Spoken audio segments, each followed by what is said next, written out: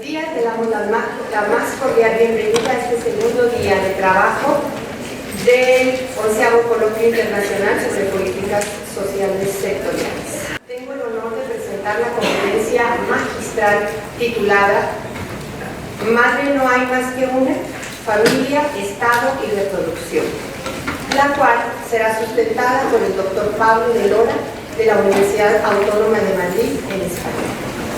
El doctor Pablo de Lora es profesor titular de Filosofía del Derecho de la Universidad Autónoma de Madrid. Sus más recientes investigaciones se sitúan en la intersección entre la filosofía, política jurídica y la bioética, los derechos humanos y las dimensiones filosófico-jurídicas del constitucionalismo. Ha publicado numerosos artículos en revistas nacionales e internacionales, así como varios libros. Destacan sus recientes trabajos. ¿El multiculturalismo es malo para el cuidado de la salud? El caso de la peregrinación. Es una medicina teórica y bioética que está en proceso en este año 2015. Primus nocere, fuga de cerebros médicos y la labor de permanencia en la revista de Medicina y Filosofía, que también está en proceso, en coautoría con Luara Federación. ¿Qué significa el consentimiento presunto? Medidas de preservación y donación no controlada después de un dictamen de muerte en Medicina, Salud y Filosofía, editado en agosto de 2015. Es coautor, junto con Marina Gascón, del libro Bioética, Principios, Desafíos y Debates de la editorial Alianza de Madrid. Recientemente ha sido profesor visitante en el Instituto de Filosofía y Derecho de la Facultad de Derecho de la Universidad de Rutgers y en la División de Ética Médica de la Harvard Medical School durante el curso académico 2011-2012. Le damos entonces la más cordial bienvenida al doctor Pablo. Bien, pues muchísimas gracias por esta amable presentación. Mis primeras palabras son de profundo agradecimiento a los organizadores de este coloquio, al profesor Mendoza, por haberme extendido la invitación.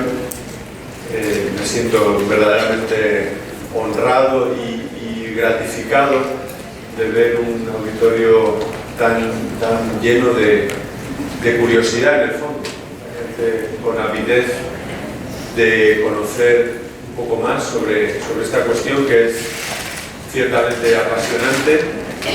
Yo les tengo que confesar que mi universidad, no sé si Ricky Martin en un número especial lograría un auditorio tan numeroso. Así que de verdad que es un placer y un lujo. Bien, yo he sido advertido repetidamente por el profesor Mendoza de que me iba a enfrentar a un auditorio no necesariamente experto en filosofía y mucho menos experto en filosofía del derecho, que es la disciplina que se supone que yo cultivo. Así que debía tener especial cuidado en no adentrarme en oscuras profundidades. Hay quienes dicen que los filósofos del derecho somos un poco los juristas anestesistas, así que podemos lograr dormir plácidamente a la gente. Y si a eso añadimos que esta es una materia para la cual, bueno, es imprescindible un cierto dominio de las cuestiones científicas que son muy complejas aquí presentes, pues yo vengo un poco con este temor, ¿no? de ser básicamente aburrido y confuso. Por otro lado, tampoco sé muy bien de qué puedo hablar si no es de las cuestiones filosófico-jurídicas o filosófico-morales involucradas, ¿no?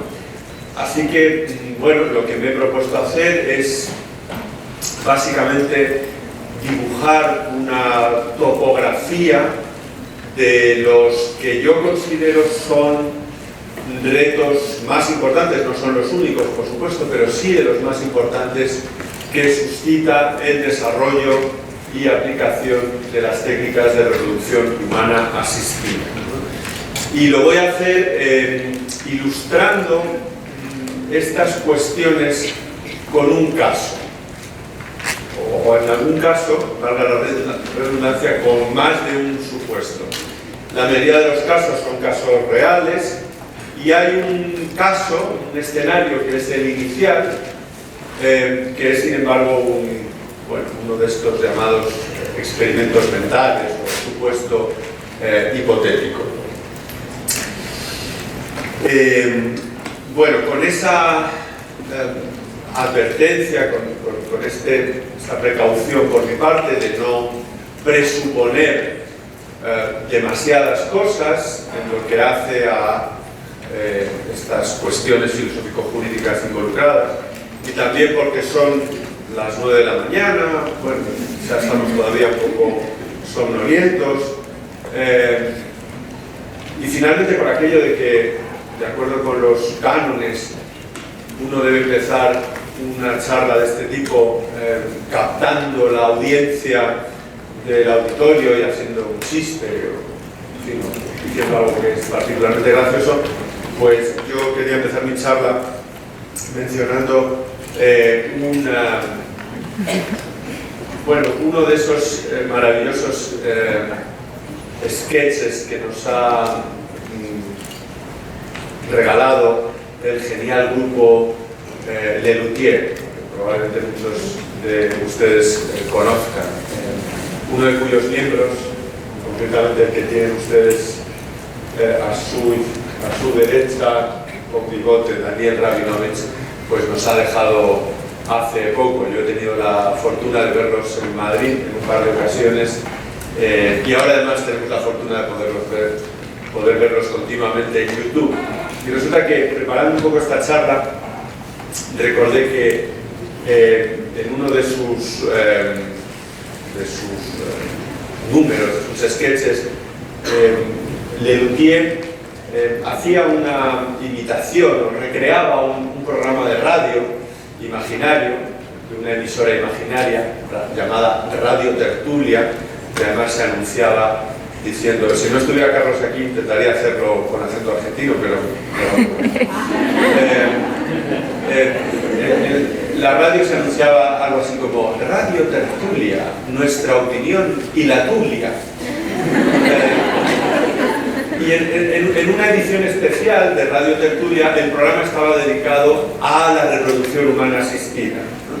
Entonces ellos hablaban de los avances, de los problemas que estaba suscitando la aplicación de estas técnicas, y además trataban de responder a todos los que están llegando ahora realmente no se han perdido nada importante, así que no tengan ningún problema en acomodarse porque lo mejor está por llegar. Bueno, pues decía que estos locutores imaginarios de este programa recibían y trataban de disipar las dudas de los oyentes, ¿no? Entonces, bueno, todo el elenco de preguntas y de consejos y de dudas es genial, pero yo si tuviera que destacar uno es de un supuesto oyente de Salta que llamaba al programa para preguntar o para comentar que él estaba muy interesado en la reproducción asistida y que cómo podía asistir a una.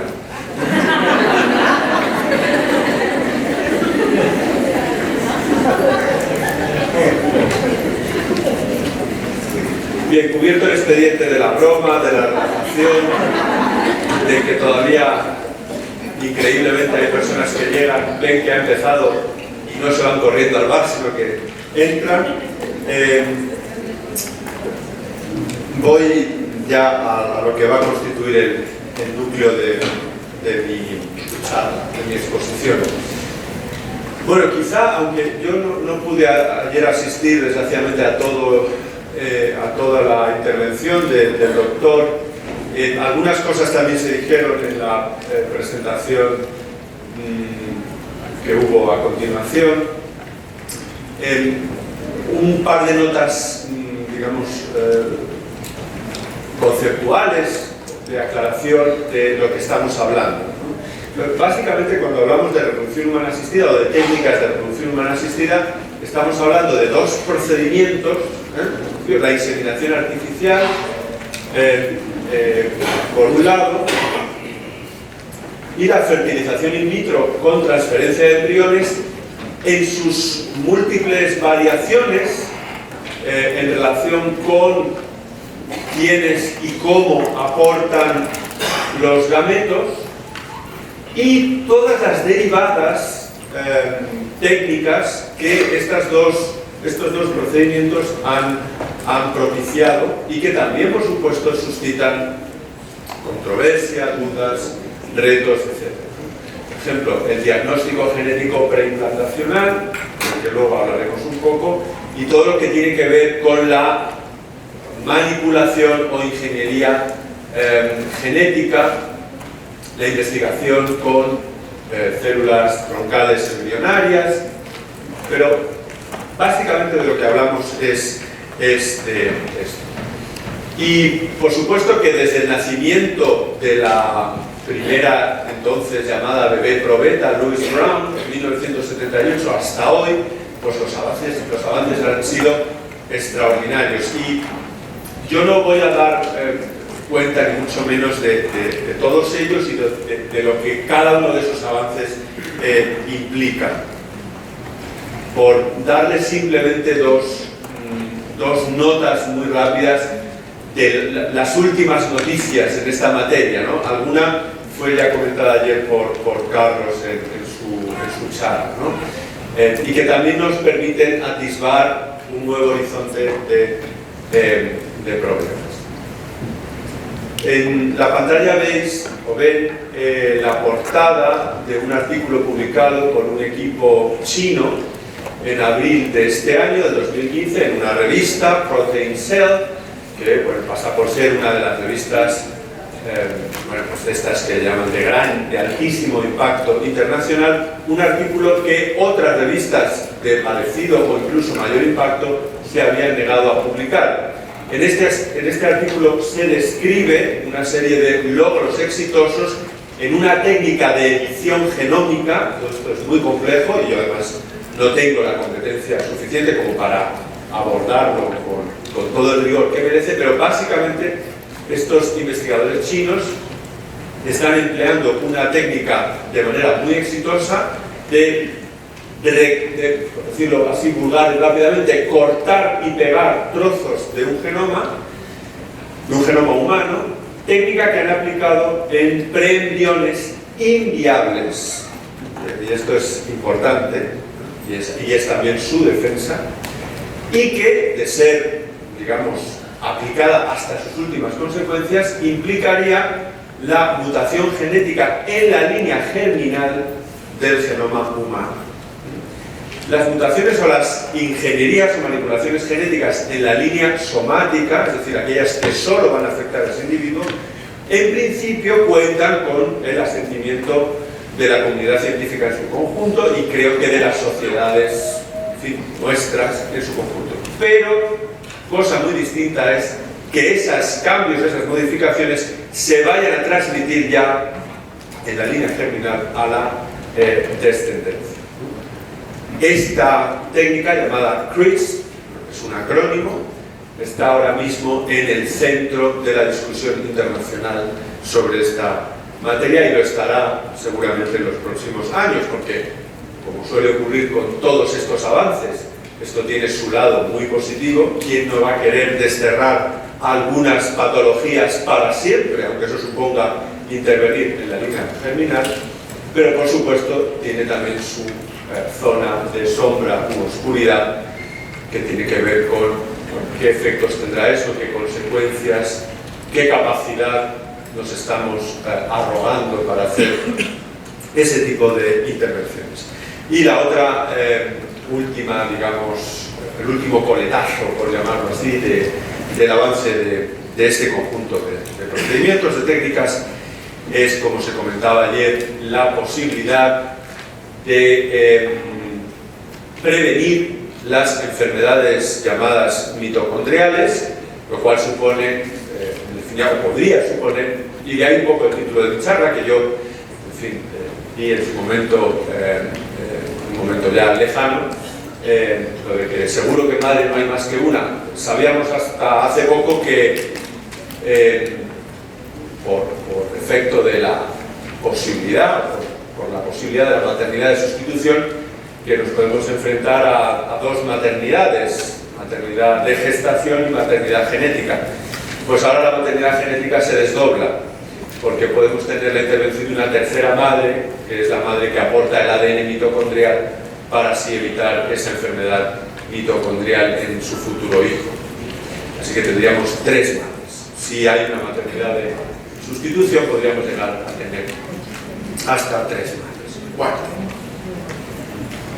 Y yo me imagino que muchos de ustedes estarán preguntando, bueno, todo esto es un bosque de dudas, de problemas, de paradojas, de aporías.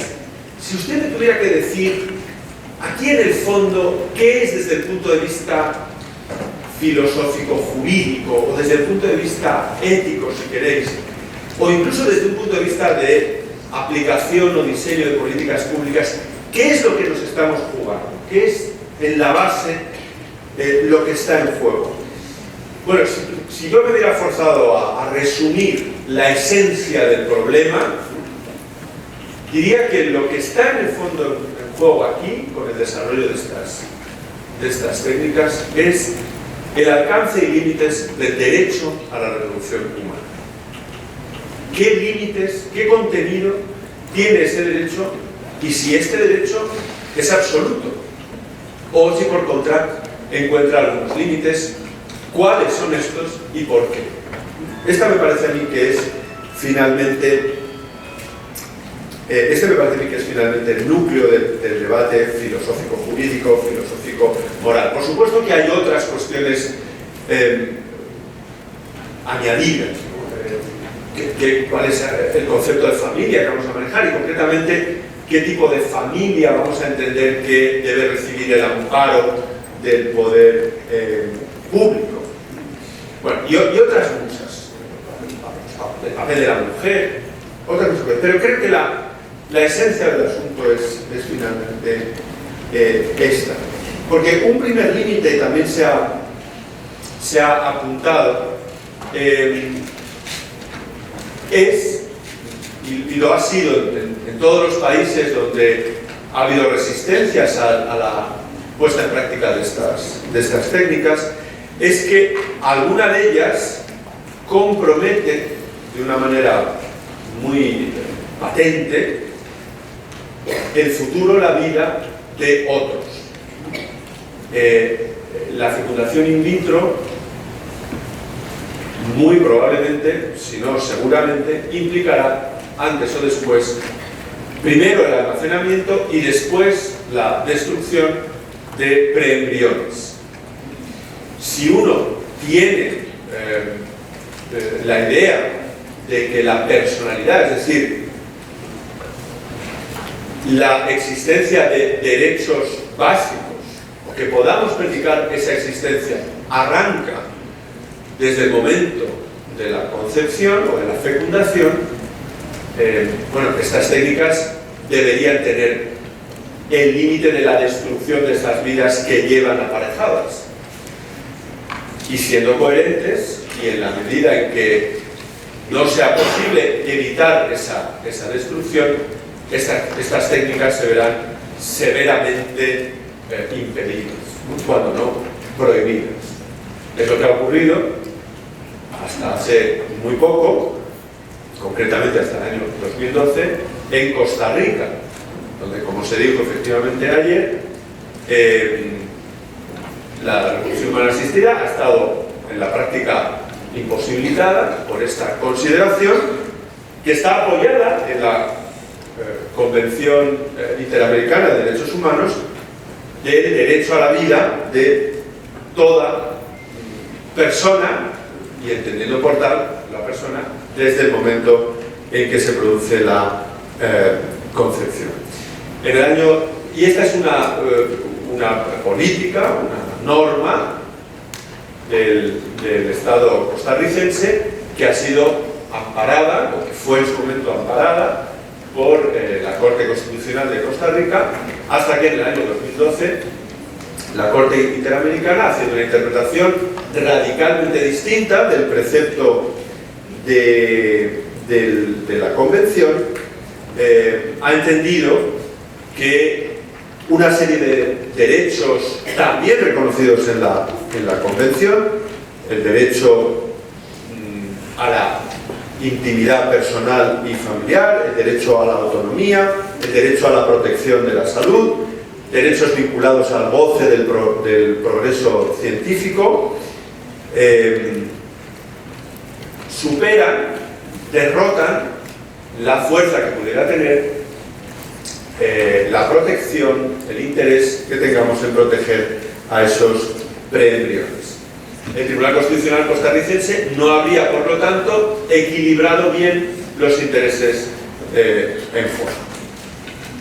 Bien, esta es una primera cuestión, por tanto, que nos sale al paso de esta reflexión, de esta consideración acerca de los límites de ese derecho a la reproducción, que, digamos, no es algo que debe extrañar en esta formulación que yo hago. El artículo, ayer también me parece que el doctor Mendoza lo mencionó, el artículo 4º de su Constitución, de la Constitución mexicana, establece este derecho como una libertad al espaciamiento de los hijos, a la procreación, como una expresión, quizá una de las más importantes, de la autonomía personal. Bien, hay otras cuestiones involucradas que son a las que ahora voy a comentar en estos 4 casos con los que pretendo ilustrar lo que está en juego.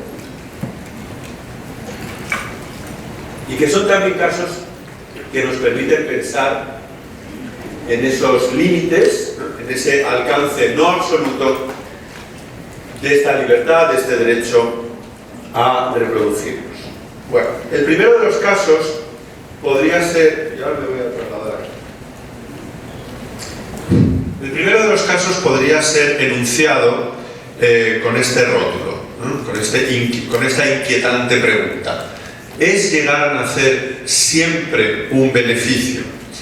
Y esta es una pregunta que está subyaciendo de una manera a veces muy latente, pero en otras ocasiones de forma patente, en los planteamientos de todos aquellos que se oponen a técnicas como, por ejemplo, el diagnóstico genético preimplantacional.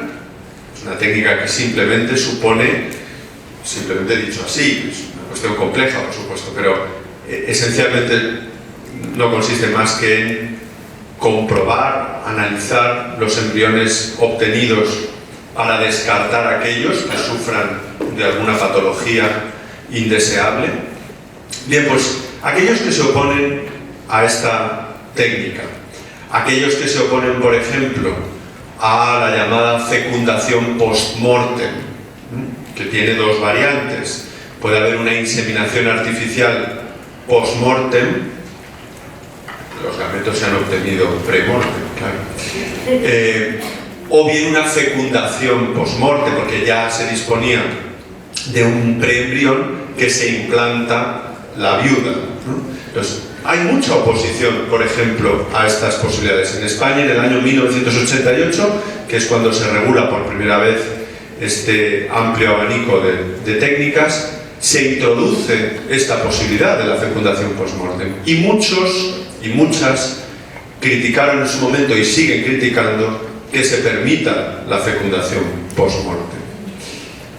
Y cuando lo hacen, se tienen que enfrentar a este problema que voy a señalar a continuación.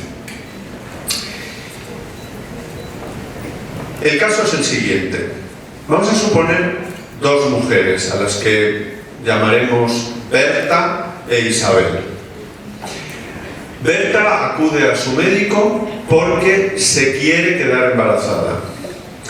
Y su médico le dice: mira, Berta, en este momento tú sufres de una patología, de una enfermedad, tienes una condición que provoca que si te quedas embarazada ahora, tu hijo nacerá con una discapacidad, con una enfermedad, la que sea. Vamos a poner una discapacidad leve. Pero en cambio, si esperas 3 meses, tu hijo nacerá libre de esa condición. Este es el caso de Berta. Isabel acude a su médico estando embarazada. Y el médico le dice: mira, Berta, la ecografía revela que el feto tiene este problema, tómate esta medicina para aliviar ese problema, porque de otra manera tu hijo nacerá con una condición, una patología semejante a la del hijo de Berta. Isabel no toma la medicina y su hijo nace con esa condición. ¿Cuántos de ustedes piensan que Isabel ha hecho algo mal?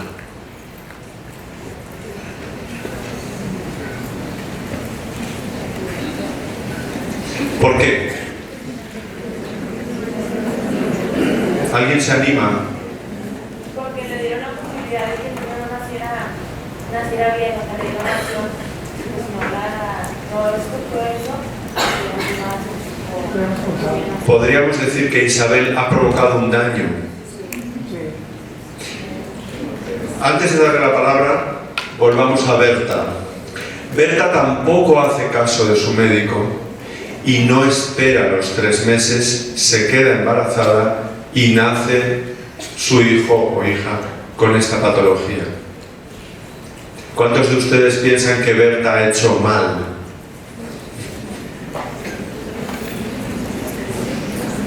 ¿Por qué? Sí.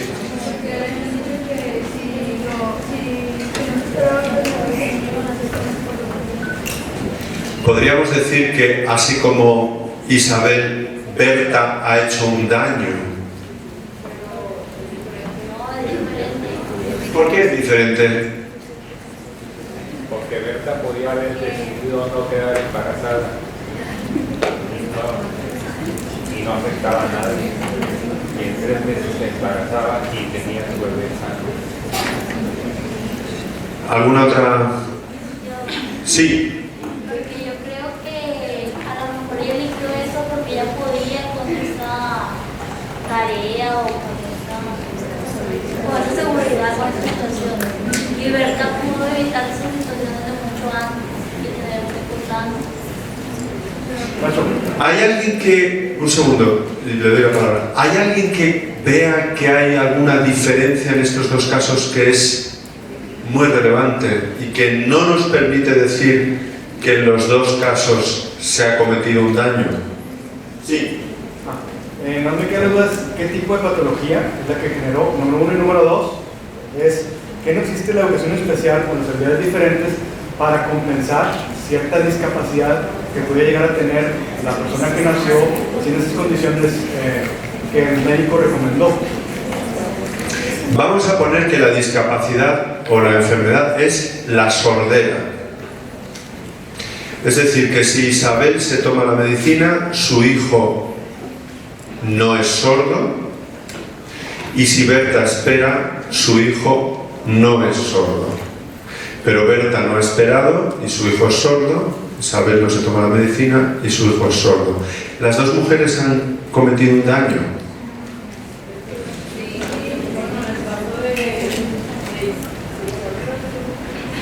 ella ya lo tenía, o sea, ella no está creando mal, que ella ya tenía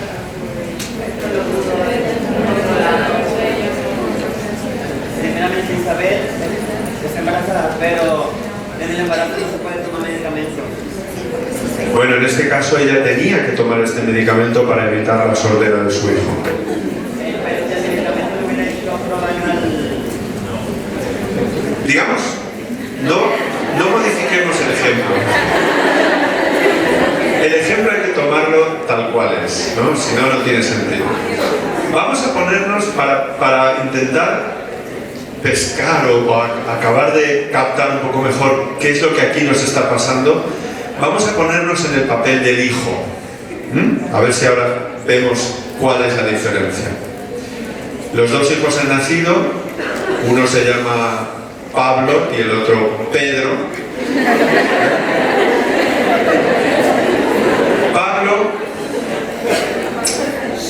Pablo, que es el hijo de Berta, nació sordo porque su madre no esperó, está un día hablando con su madre y le reprocha su sordera. Pedro hace lo mismo con Isabel. Le dice: mamá, soy sordo, tú tendrías que haber hecho lo que te dijo el médico. Y la madre dice: pues es verdad, me tendría que haber tomado la medicina y de esa manera tú, Pedro, podrías oír plenamente. ¿Podría responder? ¿Podría el hijo Pablo de Berta reprochar lo mismo? ¿Por qué? Porque ya no sería Pablo. Si Pablo le reprocha a su madre: mamá, ¿por qué no esperaste? La madre tiene una respuesta devastadora, y es que si hubiera esperado, tú no existirías. ¿Correcto? Sí. Correcto. Luego ahora vuelvo a preguntar: ¿ha hecho esta mujer algo malo al no esperar? ¿Ha causado un daño? Bien, este es el muy arduo, complejo, sobre el que se ha escrito, diría ya, bibliotecas enteras, problema de la no identidad. Y así lo llamó un filósofo británico, que como veis tiene mucha cara de filósofo británico, que se llama Derek Parfit. Problema de la no identidad. Y de ahí la pregunta, porque alguien persuadido por esta lógica podría decir: claro, pero si es que llegar a vivir es siempre un beneficio, ¿qué va a reprochar ningún ser humano a sus padres? Nada. El mero hecho de estar aquí es un beneficio, independientemente de cómo se esté aquí. Y sin embargo, si hablamos de patologías, enfermedades, discapacidades que no hacen de nuestra vida algo muy miserable, podemos estar de acuerdo. Pero pensemos en patologías, enfermedades, discapacidades que hacen de nuestra existencia algo absolutamente miserable. Y las hay. Enfermedades genéticas terribles como el Tay-Sachs, el Lesch-Nyhan. Siempre es un beneficio para esos individuos haber llegado a existir. A muchos de ustedes es en este punto, y a Héctor quizá también está empezando a pasar, que dice: ay, Pablo, que se me va, que ya estamos en las profundidades estas abisales. Tranquilos, tranquilos. No es esta una mera elucubración de filósofos británicos con el pelo revuelto. Es la vida misma. Año 2002. En la imagen tienen ustedes a Shannon, creo que era el nombre de una de ellas, y Candy. Bueno, da igual los nombres. Berta, nuestras Berta y Isabel. Lo único que vivían en Washington, D.C. y son lesbianas. Esta pareja de lesbianas anhelaba tener un hijo sordo. Querían tener un hijo sordo. ¿Por qué? Porque ellas son sordas.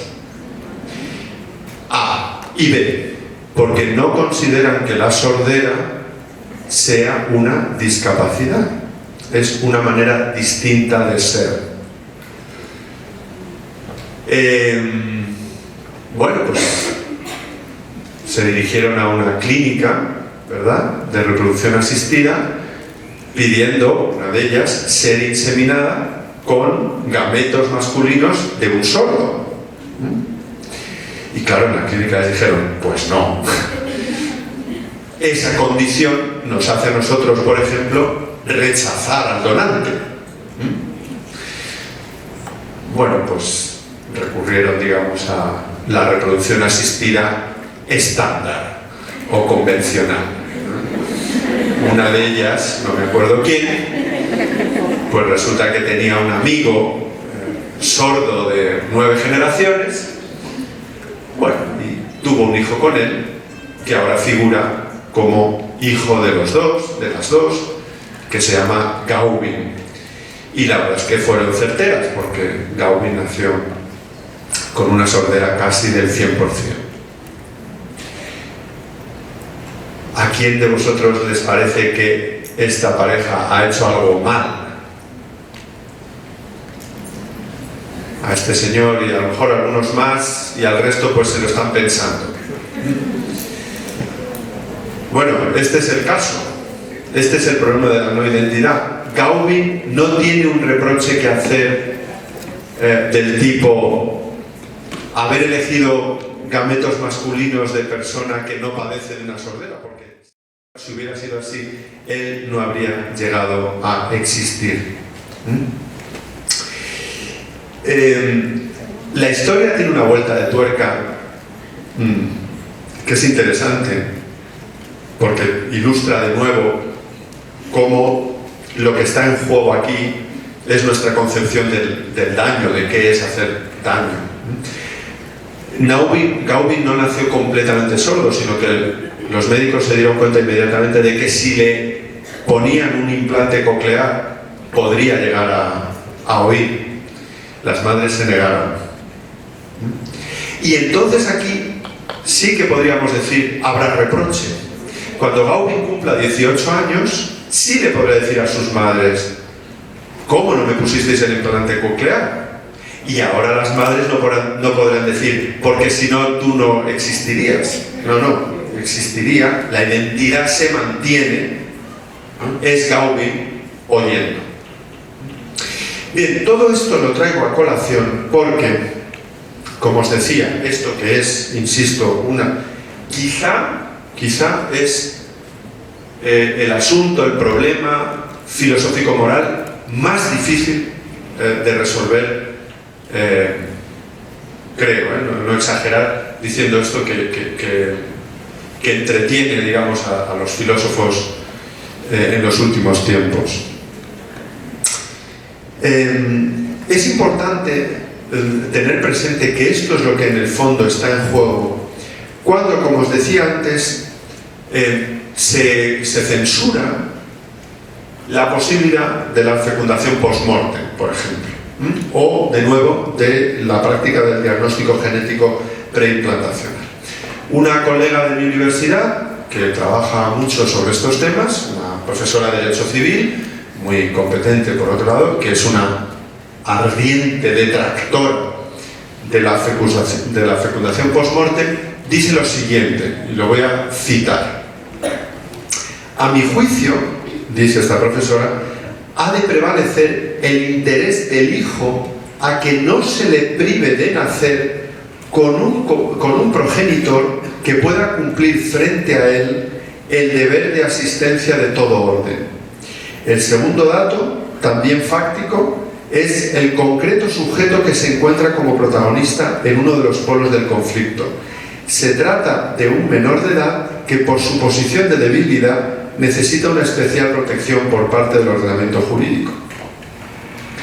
Ello significa que cuando medie un conflicto jurídico entre los derechos o intereses de un menor y los derechos de las personas de su entorno, habrá que decidir cuál es la solución idónea a la finalidad que pretende el legislador cuando hace prevalecer el interés superior del niño. Esto es, cuál es la solución más adecuada para la consecución del desarrollo pleno, sano y digno del niño.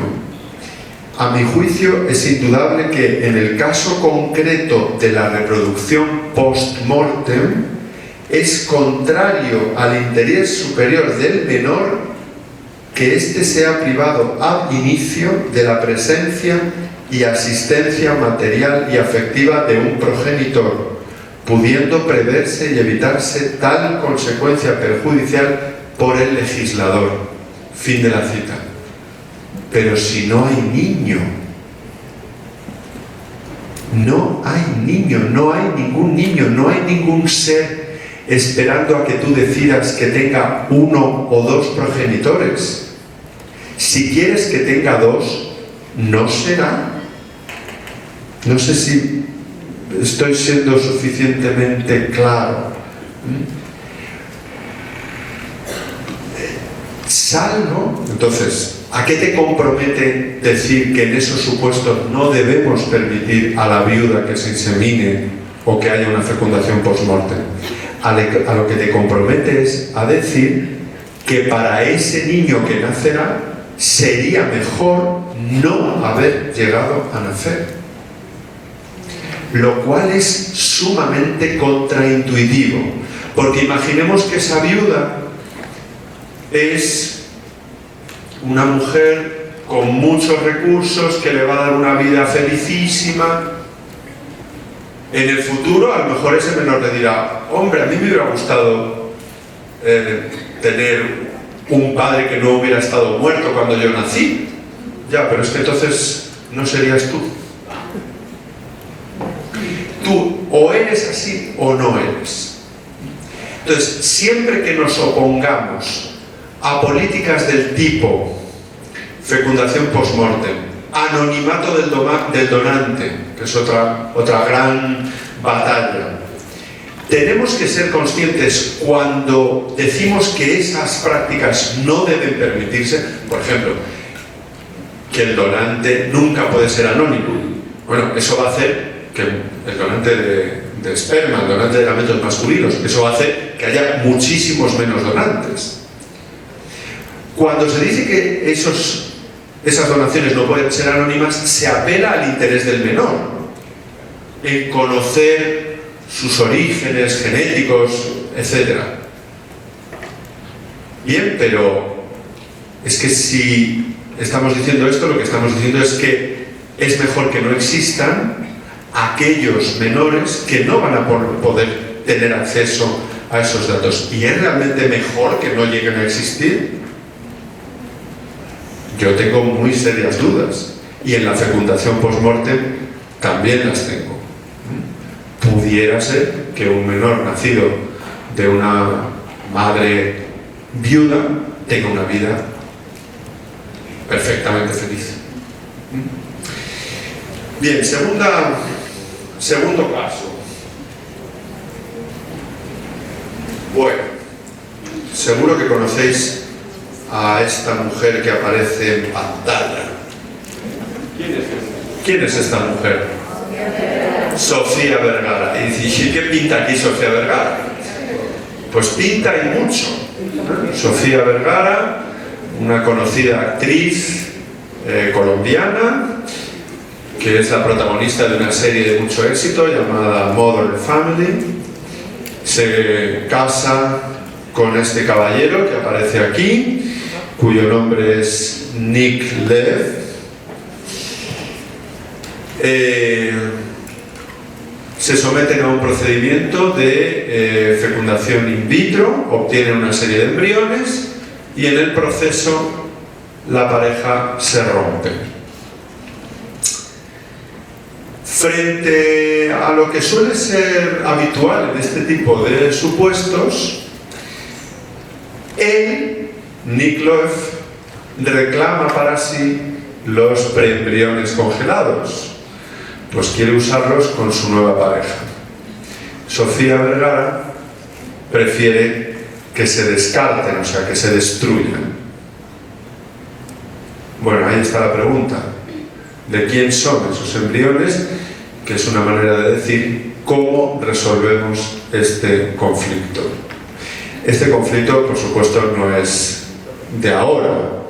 Este conflicto, aquí tenéis el muy emocionado alegato que publica nada menos que en el New York Times este Nick Lev, apelando a que con la decisión consistente en darle a él los embriones para que su nueva pareja se los implante, se está respetando verdaderamente el derecho a la vida de los preembriones. O sea, aquí lo que está en juego, la justificación o la fuerza de la solución va a ser que de esa manera, frente a la destrucción, estamos salvaguardando la vida humana.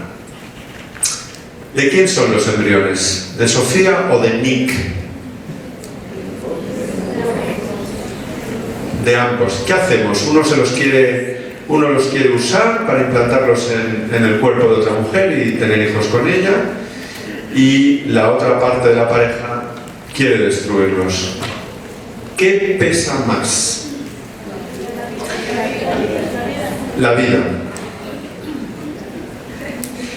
La primera vez que esto sucede fue en el año 1992, por supuesto en los Estados Unidos, que es donde estas cosas siempre pasan por primera vez, ¿no? Davis versus Davis es la decisión de aquel año en el que un juez se enfrenta por primera vez a esta cuestión.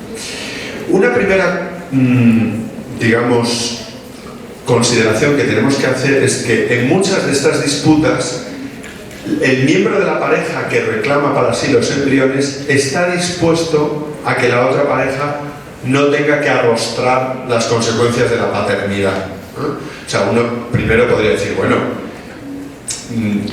solo faltaba que encima de que no quiero que se implanten los embriones, yo ahora vaya a Sofía Vergara y todos los meses le pida alimentos y tal para los hijos que ella no quiere, no ya tener ella, sino que tenga mi nueva pareja, ¿no? O sea, vamos a orillar, esa cuestión está resuelta, ¿no?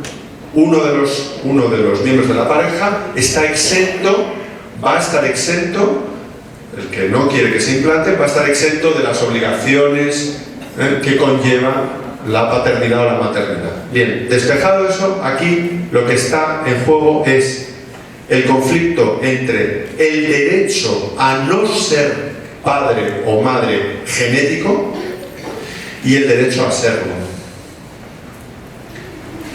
Bueno, y algunos decís, ¿y la vida? En la decisión primigenia, Davis versus Davis, el tribunal considera que en estos supuestos pesa más la vertiente negativa, la dimensión negativa del derecho a la paternidad. Pesa más el derecho a no ser padre o madre. Así que si adoptáramos esta solución, pues Sofía Vergara ganaría esta batalla. Esto fue en 1992. En el año 2007, el Tribunal Europeo de Derechos Humanos se tiene que enfrentar a esta misma cuestión, pero con una variante muy importante. En este caso, esta pareja británica, que había litigado hasta agotar la vía interna en el Reino Unido, para a continuación dirigirse al Tribunal Europeo de Derechos Humanos, inicia también este proceso de fecundación in vitro, y cuando se han obtenido algunos embriones, a la mujer, a la señora Evans, se le diagnostica un cáncer de ovario, que tiene como efecto, claro, que se paralice el procedimiento. Se han obtenido ya algunos preembriones que están congelados, pero a la mujer se le extirpan los ovarios. Va a ser, por tanto, la última oportunidad que tiene de ser madre genética. La mujer reclama para sí los preembriones porque es su última oportunidad de ser madre genética. ¿Os parece que en este caso, a todos aquellos que os ha convencido que pesa más el derecho a no ser padre, os parece, o madre, os parece que en este supuesto esa es una excepción que haría inclinar la balanza del otro lado? ¿O el derecho a no ser padre o madre es absoluto? Triunfa incluso si para la otra persona es su última oportunidad. El Tribunal Europeo de Derechos Humanos resolvió que triunfa incluso si es la última oportunidad para la señora Evans. Así que la señora Evans perdió este caso. Pero sin embargo en los Estados Unidos, este mismo año, en 2 sentencias recientes de tribunales superiores del estado de Illinois y de Tennessee, se ha decidido que en una circunstancia como esta, es decir, siendo la última oportunidad para la mujer, pesa más su derecho a ser madre genética.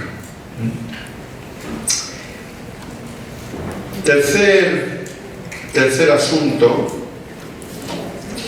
del que ya aquí se ha hablado por extenso, pero sobre el que merece la pena detenerse un poco más.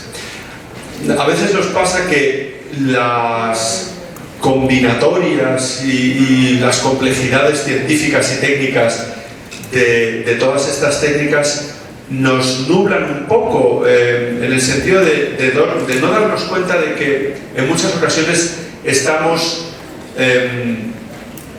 resolviendo las dificultades que nos plantean escenarios que ya previamente han sido imaginados o pensados o incluso practicados.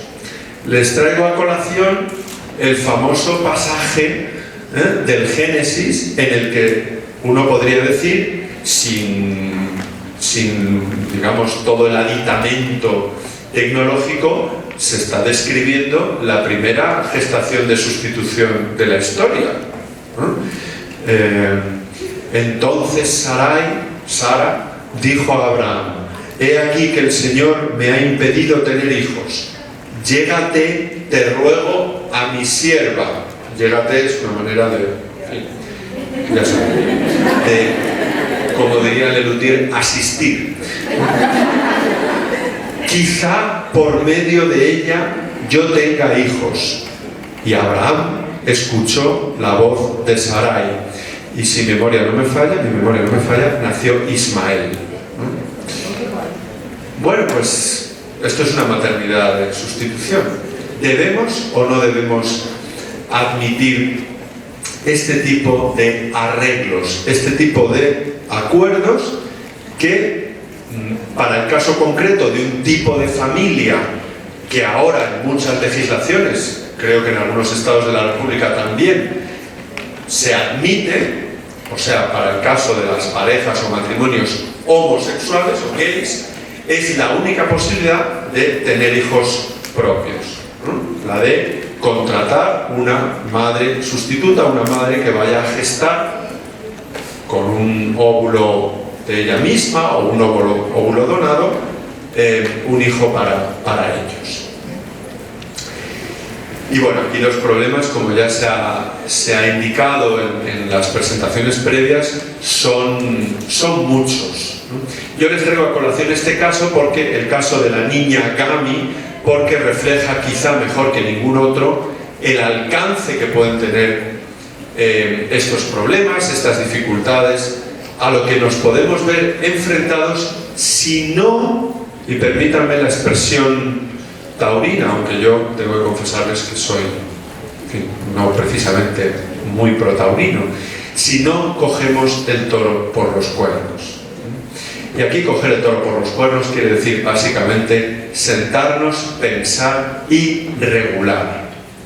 Sobre todo cuando ya hay una experiencia global, y todo esto ahora se conoce de manera inmediata, suficiente como para hacer las cosas mejor de lo que se han hecho. Esta es una madre de sustitución tailandesa que fue contratada por una pareja heterosexual, una pareja, un hombre y una mujer, australiana, con la que, digo, contratan este servicio. La mujer de sustitución queda embarazada de gemelos y una de las gemelas, esta niña llamada Gami, cuando nace se descubre que padece del síndrome de Down. La pareja australiana vuelve a Australia con el hermano de Gami, pero no con Gami, a quien no quiere.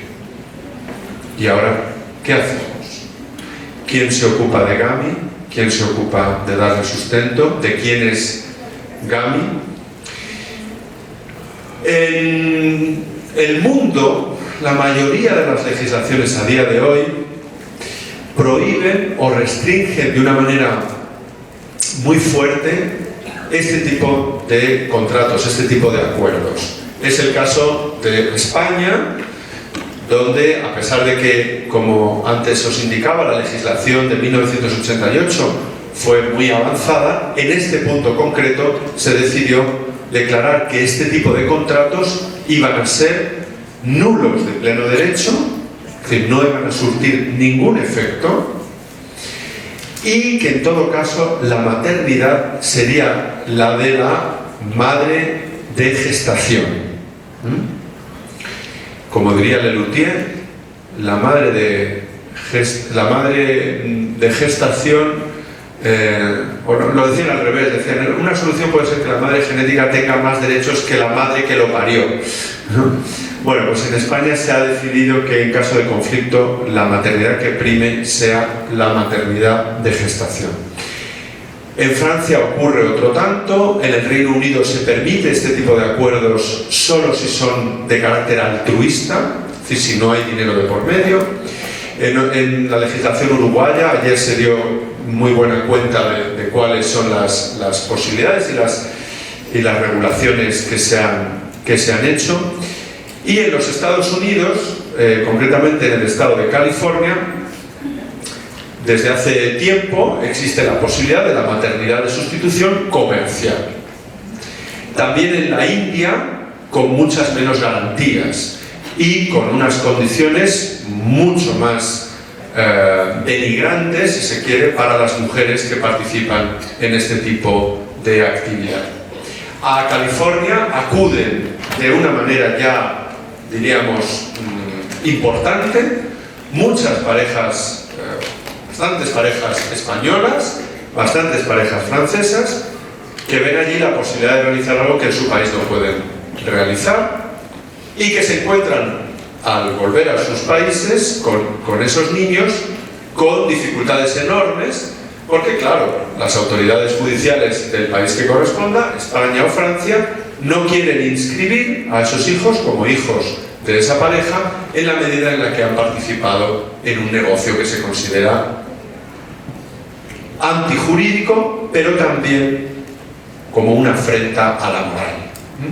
El Tribunal Europeo de Derechos Humanos se ha pronunciado muy recientemente, en el año 2014, en un caso francés, indicando que en estos supuestos prima el interés superior del menor de ser inscrito como hijo de los dos progenitores de la pareja comitente.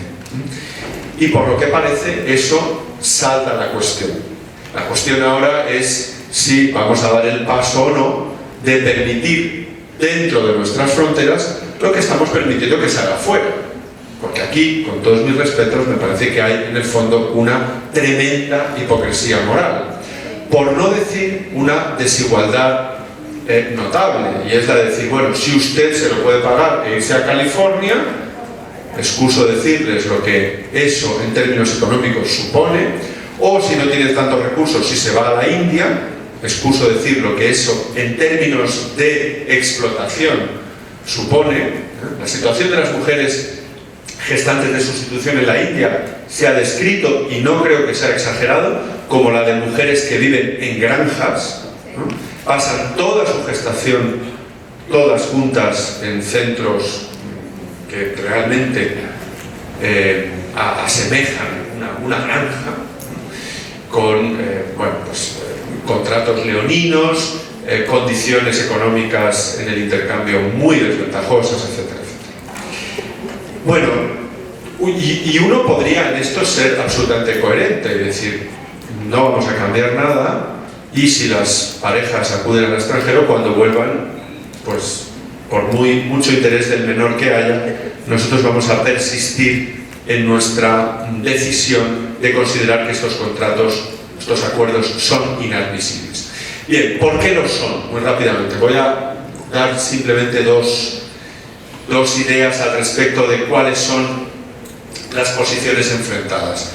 Yo creo que hay, por un lado, en este debate como en tantos otros, argumentos que son no de principio, ¿no? O sea, argumentos que tienen que ver con cómo son las cosas en el mundo real, ¿no? Y otros argumentos que sí son de principio.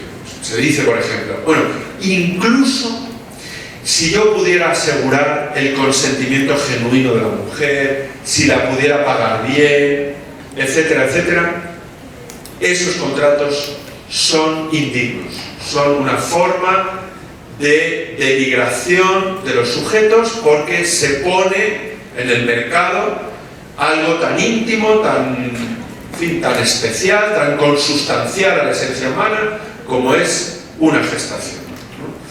Mucha gente considera que no se debe mercantilizar el cuerpo o sus órganos, ¿no? La compraventa de órganos está universalmente condenada, y tampoco los servicios asociados a nuestro cuerpo tan íntimos como el de gestar un embrión ajeno. Sería el caso también, por ejemplo, de la prostitución. Bueno, yo simplemente llamo la atención sobre, en esta línea de principios, bueno, cómo aceptamos hoy comúnmente que nuestras capacidades también corporales estén en el mercado y recibamos un precio a cambio de pues, nuestro ejercicio físico, nuestra destreza, etcétera, etcétera. Y el otro gran argumento es el argumento de la explotación. Bueno, pero es que estos contratos suponen una explotación de las mujeres más desaventajadas. Si no estuvieran en situación de desventaja, nadie en su sano juicio admitiría este tipo de prestación o de intercambio. Yo creo que aquí es muy importante a la hora de pensar esto distinguir entre lo que hace la explotación, distinguir entre explotar las circunstancias de desventaja de alguien y explotar injustamente a alguien. Porque solo esto segundo debe estar condenado moralmente. Todos explotamos las circunstancias desventajosas de los demás. Yo ahora mismo, si me lo permiten, estoy explotando o aprovechándome de la circunstancia que está ventajosa de que ustedes sobre esto saben un poco menos que yo. Un maestro explota a sus alumnos porque se aprovecha y gana dinero gracias a su ignorancia presunta. Pues uno diría que no. Imaginaos en el límite alguien que se va a morir de un cáncer, ¿no? O sea, no puede haber circunstancia objetivamente más desventajosa. Y entonces, si se da esta circunstancia, un médico no puede ser recompensado por los servicios que le presta a esta persona curándole. Nadie diría que esto es un caso de explotación moralmente inadmisible. Lo que es inadmisible es la explotación injusta, ¿no? El aprovechamiento injusto. No me vale cuando el atracador me pone la pistola en la sien y me dice la bolsa o la vida, no me vale su excusa de, bueno, yo le di una opción. Entonces, esos contratos, y termino, si es que nos parece, bueno, que no hay en esto de la comercialización del cuerpo nada más que una cierta mitología, sin duda deben estar fuertemente regulados, porque puede haber condiciones contractuales que sean claramente explotadoras de la condición del otro, que le obliguen a hacer cosas que nos parece que son claramente contrarias al ejercicio de la autonomía de la voluntad. Por ejemplo, pactar un aborto en caso de que una ecografía dé un determinado resultado y si no se aborta, indemnizar a la pareja comitente.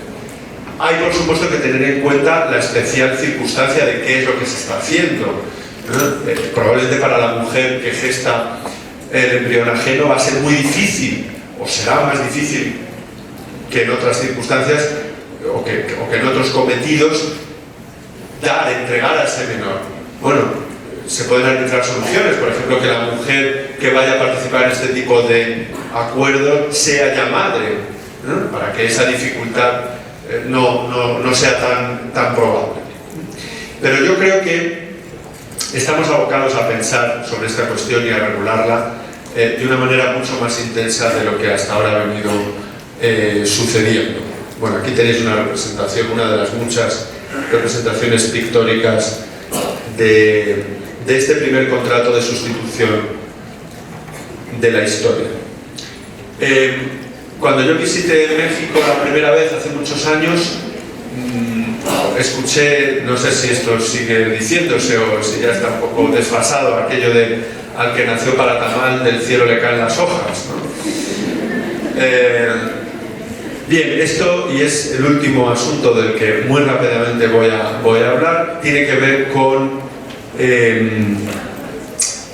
la posibilidad brindada por la fecundación in vitro y ulteriormente el diagnóstico genético preimplantacional de reproducirse para sanar, para curar a alguien, típicamente un hermano que está enfermo, mediante la transfusión de células madre del cordón umbilical o eventualmente de médula ósea o eventualmente es lo que se conoce como bebés medicamentos o en la jerga anglosajona Safer Siblings, y que quizá algunos de ustedes tienen noticia por esta famosa novela de Jodi Picoult que luego fue llevada al cine, creo que con Alec Baldwin y Cameron Díaz, si no recuerdo mal. Bueno, bebés medicamentos o, si queréis dicho más propiamente, diagnóstico genético preimplantacional más tipaje HLA. O sea, de lo que se trata es de lograr un individuo que esté libre de esa enfermedad que aqueja al otro hijo ya nacido y que sea histocompatible para eventualmente poder donarle, usar esas células del cordón umbilical o, en su caso, de médula ósea. Yo empecé a interesarme por estas cuestiones y este es uno de los muchos tamales, podríamos decir, que ya circulan por el mundo. El pequeño es un niño británico, creo que en este caso era concretamente una anemia de Fanconi, cuyo nacimiento, cuya existencia ha propiciado que su hermano mayor se ha curado de esta enfermedad. Cuando yo empecé a interesarme sobre estas cuestiones, porque en un hospital de Madrid, hace bastantes años, la verdad es que había allí algún médico que era, en fin, pionero, sobre todo tenía una buena radio, una buena antena para saber lo que estaba pasando más allá de las fronteras. Bien, era un caso de un menor que padecía de una enfermedad terrible, que se llama la adrenoleucodistrofia, una enfermedad que también ha sido representada en el cine, una película que quizá también hayan visto, El aceite de Lorenzo. Es una enfermedad neurodegenerativa que no tiene solución, el pronóstico es malísimo y la calidad de vida terrible. Son personas que mueren en torno a los 19-20 años después de un proceso muy largo y muy penoso. Esta mujer había escuchado de esta técnica, esto era en el año 2001, de esta técnica de trasplante, del uso de células del cordón umbilical, y solicitaba que se le permitiera hacerse una fecundación in vitro con diagnóstico genético preimplantacional y comprobación del tipaje, de la histocompatibilidad. Cuando llega a la clínica, creo que era un trabajador social o una trabajadora social, alguno de vosotros, le preguntó a esta mujer: oiga, vamos a suponer que logramos esos embriones, esos preembriones, les hacemos el diagnóstico y ninguno de ellos es compatible, ¿se lo implantaría? Y la mujer dijo: no. O sea que usted solo quiere tener un hijo como un medio para salvar a otro. Es decir, está usted instrumentalizando la reproducción. Y esto, dicen muchos, y yo creo que equivocadamente, pero bueno, lo podemos discutir en el coloquio, es una vulneración flagrante del imperativo categórico kantiano, lo siento. Esta idea de que los individuos, las personas, somos fines en sí mismos, que no somos medios de nada. Esta mujer luego se dio cuenta del error y dijo, bueno, no, sí que me lo implantaría. El caso es que al Comité de Ética de la Asistencia Sanitaria de este Hospital de Madrid se nos convocó para decidir si efectivamente se permitía o no este tipo de procedimientos. Y frente a mi opinión, que me quedé en minoría, se le prohibió.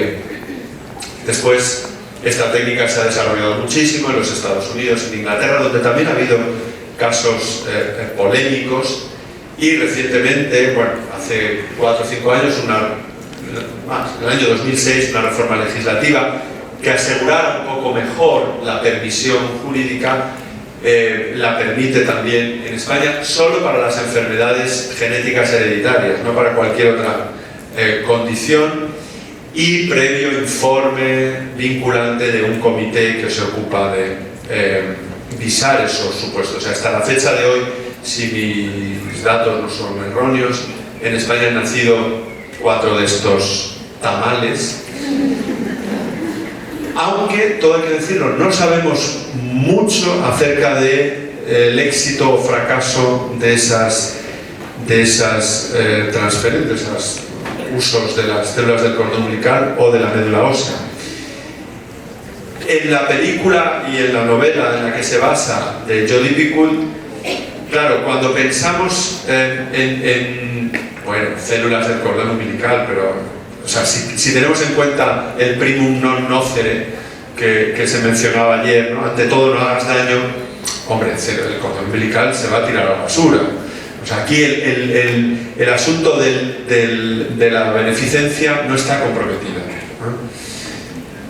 Si ya tenemos que ir a un trasplante de médula ósea, aquí ya la cosa empieza a ponerse un poco más complicada, porque esto, bueno, ya es invasivo. Sobre todo presuponemos que el tamal tiene que aceptarlo. O sea, que sus padres le van a decir, oye, es que tú estás aquí por esto. Lo cual no sé si es psicológicamente muy aconsejable. Y no os digo ya si tenemos que ulteriormente, como en la novela y la película, ir a un trasplante de riñón. Porque aquí tenemos que recordar que estamos ya en presencia de un individuo que tiene derechos. Lo que tenemos que calcular es, en ese entorno familiar, cómo se va a desenvolver ese posible conflicto. Y esto yo creo que merece la pena ser pensado cuidadosamente. Aunque, por supuesto, todos de entrada pensamos que a estos niños que sufren esas enfermedades tan tremendas, pues qué padre o madre no va a querer hacer todo lo que sea posible para salvarlos. Pero tenemos que pensar también en ese futuro ser cuya vida y cuyo destino de alguna manera estamos precomprometiendo. Bueno, estos eran los 4 asuntos que yo quería ilustrar con estos casos. Mi único afán no ha sido más que el de, bueno, tratar de arrojar algo de luz sobre las cuestiones que están aquí en juego. Yo espero haberlo hecho, aunque sea mínimamente, y por supuesto que estaré encantado, si es posible, en la medida que lo sea, de dialogar con vosotros sobre esta cuestión.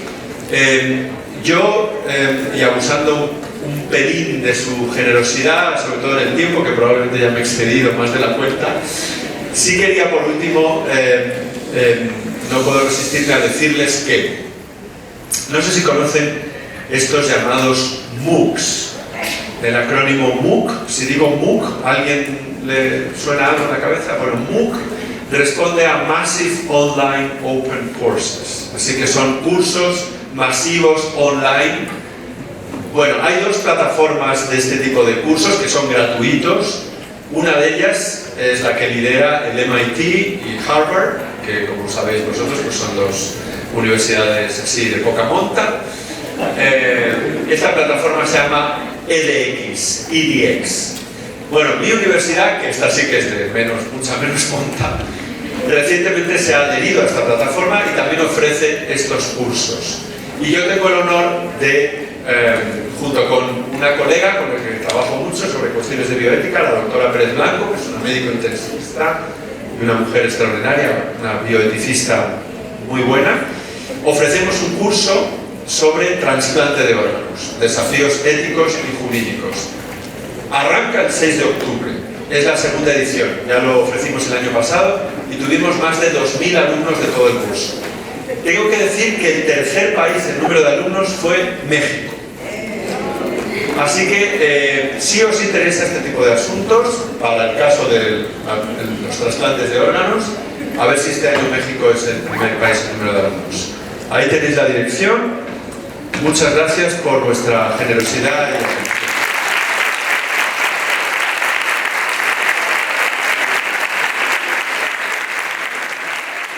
Si alguien tiene alguna pregunta para el doctor Lora, levante su mano, por favor. Sí, buenos días. Mi nombre es Ovidio. Me tocó asistir a un evento en MIT con reporteros de fundaciones que cubren todo el tema de divulgación médica, de descubrimientos médicos, así. Una de las cuestiones que se planteaban era para investigadores, por ejemplo, de MIT, en sus trabajos normales, muchas veces están topados por la propia universidad o por el propio instituto. Por ejemplo, aquí en Monterrey, ¿cuál cree que sería usted el dilema con el que nosotros nos enfrentamos desde el punto de vista sociológico, por favor, al respecto? No sé si he entendido muy bien la pregunta. Cuando dice usted que los investigadores del MIT están topados, ¿qué quiere decir que están topados? No, doctor, es que no.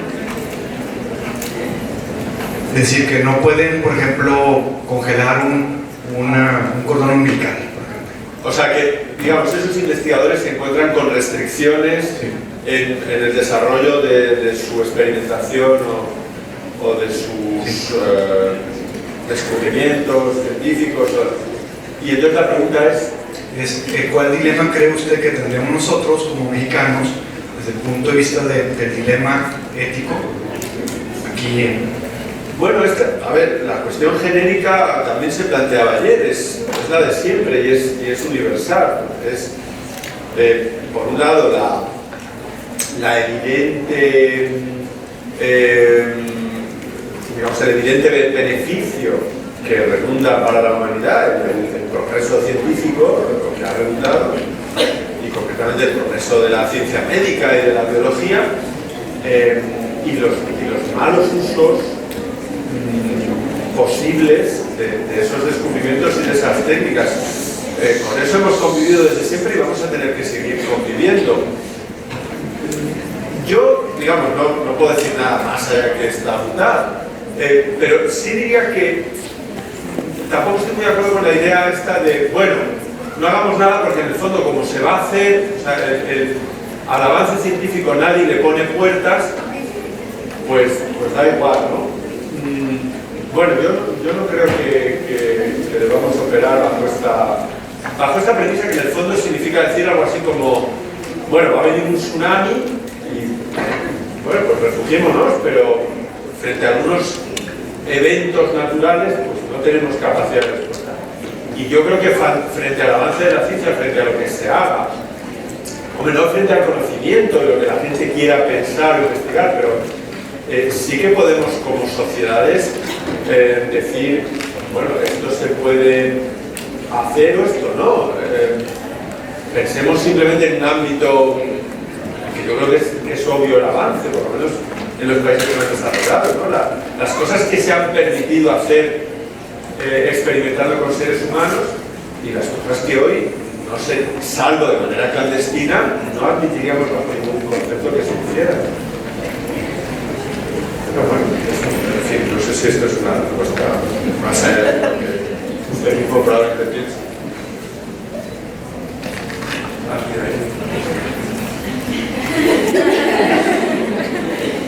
Hola, ¿qué tal? Hola. Mi nombre es Edgar y la pregunta que yo tengo es, ¿este tema inherentemente se ve rebasado en términos jurídicos por parte de los avances científicos? O sea, quiere decir que la ciencia siempre va a ir un paso o algunos pasos más y incluso las cuestiones sociales, ¿no? La realidad social va delante de la cuestión jurídica. Y bueno, mi pregunta ante esto es, ¿usted considera que, por ejemplo, ante la ausencia de, digamos, lineamientos, de normatividades, si esa ausencia puede suplirse con comités de ética? Y si no es con comités de ética, ¿cómo podría hacerse? ¿Cómo podría suplirse esto?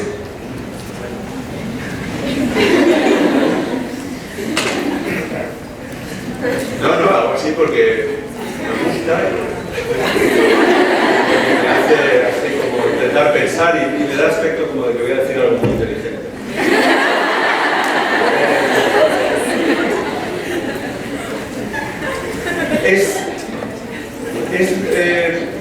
Normalmente ocurre así, o sea que el derecho, este es otro tópico, ¿no? Va por detrás del cambio social. Esto a mí me lo explicaban así cuando estudiaba la carrera. No, pues que es la realidad social, se adelanta, bla, bla, bla. Que bueno, pues no siempre, ¿eh? O sea, yo sí podría señalar algunos ejemplos en los que esto no ha ocurrido y ha sido antes el derecho que la realidad social. O sea que el legislador se ha adelantado, si quiere usted, a su tiempo, lo cual uno podría decir, bueno, esto plantea un problema de legitimidad importante, ¿no? Democrático. Le voy a dar dos ejemplos de lo que yo conozco, tampoco tengo los datos y estudios, pero me parece que no es muy aventurado decir que en el año 1981, cuando en España se permite el divorcio, pasado el lapso del franquismo, porque se permitía en la República, en el año 1981 se promulga una ley de divorcio. La sociedad española era mayoritariamente contraria al divorcio. Y luego no ha pasado nada. Quiero decir, bueno, sí, la gente se divorció y así más feliz. Y en el año 2005, frente a todo pronóstico, el gobierno del presidente Zapatero decide modificar el Código Civil para permitir el matrimonio entre personas del mismo sexo, convirtiéndonos, creo que en el tercer país del mundo que permitiera, incluyendo la posibilidad de adoptar. Yo creo que en el año 2005 la mayoría de la sociedad española estaba a favor del matrimonio entre personas del mismo sexo, pero no creo que alcanzara esa mayoría a la posibilidad de que pudieran adoptar. O sea, yo creo que de nuevo aquí tienes un supuesto en el cual el derecho ha ido por delante del cambio social. Ha pasado 10 años, por supuesto no ha pasado nada, o sea, no ha venido Satán ni nada. Han venido otros satanes, de verdad, los mercados financieros, de verdad. Y bueno, las parejas adoptan, se divorcian, ni mueren, ni heredan, no pasa básicamente. Comités de ética, pues según y cómo.